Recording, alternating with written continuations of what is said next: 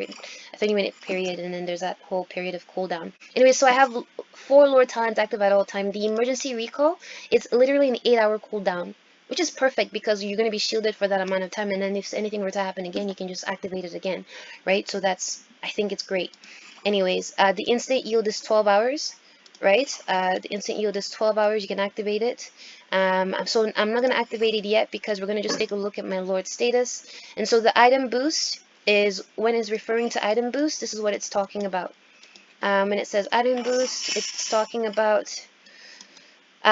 so let's say I want to boost this. I have 100 and whatever, right? The only thing I really like to boost, really, is my food production, right? Because I know that that's the one that's depleting in real time. And so I guess let's see if I have any. Nope, I have no gold. So I can, and now if you go into the item boost, you'll see what I'm producing per hour for an item. And that's just for one. So let's say I activated all of it, right? I'd be actually producing almost, I think the last time it was 200,000. So, and then, but yeah, so now we're going to activate the equipment bonus. Equipment, how it works. The equipment bonus is, okay, this is it. The equipment, I'm almost at 15 minutes. The equipment bonus is here. That's a lie. The equipment bonus is here.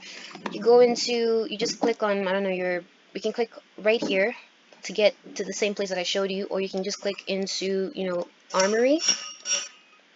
And then in Armory, you go into Economy. Again, Economy. So this is what I have that I use to reduce how much I need when I'm upgrading my business. So my buildings. So the construction wood requirements are reduced by those percentages. If I went to, let's say I'm not equipped, well, not right now, I haven't equipped those that equipment yet. So let's say I went to upgrade, which I can anyways, but if I went to upgrade, I require 38,000 silver and 96,000 iron, right? Okay, now let's say I went and equipped myself with, or in fact, let's use something better. Let's use the Hall of Heroes. If I went to upgrade, it requires 2.4 million iron and 3.4 million wood. Well, what do? I'll tell you. This is what I do. I switch because I have a VIP 10, which I got by, anyways, whatever. I'm not even going to go into all the details of all that. Your VIP can be activated. You can purchase. Okay, you know what? Let's not get into all of that. So if I go into if I try to upgrade now that I've switched my equipment, because now I'm equipped with my economy equipment, not my war gear or battle gear. If I went to upgrade, it's gonna cost 1.6 million iron and then 1.7 million as opposed to the 3.4 million for each of them, right? And then so now let's see if I were to go and upgrade. It doesn't actually give me any bonuses. So if I look at my Lord Estate, it doesn't give me any bonuses for for equipment bonus. So what am I talking about when I talk about equipment bonus? So what I deconstructed some of my old equipment and I was able to forge this, and that's all I could forge really. But anyways, so under economy, we're not going to look at the opulent set, we're going to look at the majestic set, right? And so what I was able to muster and gather for, I was able to produce this. So I still have to, what's it called, I have 76 more battle or basic development ingot to get, and you get those from attacking red guards and also beasts, but you get more of it when you attack red guards at higher levels of red guards. Anyway, so if you click on, I equip this when I'm wanting to increase my production. So let's say I change and I place this on here, right? I lose power, that's fine, but I'm under a shield, and then we go into my equipment. This is what my equipment is producing for me per hour. Okay, now let's say we constructed the Alliance Fortress. It would give me a 15% increase in production, which would bring it up to about, I think, 15,000. Now let's add my guard bonus for production. This is when we are currently not, participating, not when we're under a shield or at nap. But nap no longer affects us because we're gonna always get attacked. I'm trying to see what I can do with the king and whatever it's. I don't know. I think it's because of whatever her name did, but I had a feeling it was coming anyways.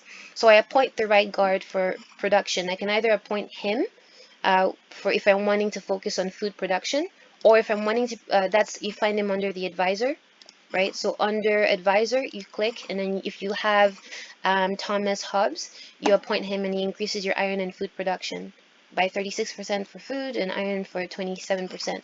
And then if you wanted to actually increase all production for all resources, you appoint wards. He reduces the troop upkeep by 7.20% if you have them at 3 stars, and also store protection goes up, and then the resource production goes up by 14%. So that means all of my resource. So let's say I appoint. So right now we know that my my guard bonus for iron, for silver, and for food and wood, there's none. I can specifically appoint this guy like I just mentioned, Thomas Hobbes. So let's appoint him, and it's only going to affect iron, right? So let's replace him. It's only affecting iron, right? So in affecting iron, we know that the guard bonus for iron for food is affected, which is 8,000 per hour or 9,000 per hour. And then I have for iron, I have 88 per hour, right? So that's all he affects, and that's fine. But now let's say I appointed uh, wards, the guard wards. So let's appoint him instead of this guy. So let's actually appoint him additionally to match. But I'm gonna appoint both of them at the same time because we're pretending that I'm in nap.